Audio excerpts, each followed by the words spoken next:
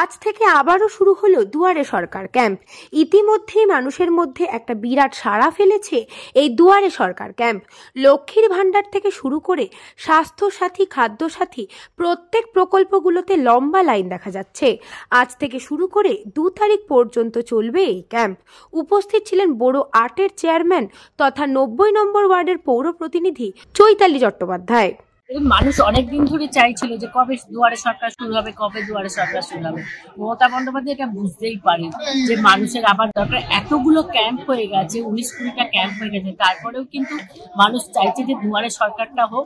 কারণ একটা ছাতার তলায় সমস্ত প্রকল্পগুলো থাকছে, ওনারা বাড়ির কাছে সুবিধা হচ্ছে, ওনারা এসে ফর্ম ফিল আপ করছে, এনকোয়ারি করছেন, যা যা সমস্যা সেগুলো মেটাচ্ছেন।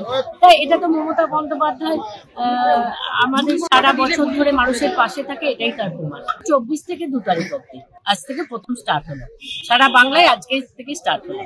ব্যুরো রিপোর্ট, নিউজ বঙ্গ টাইম।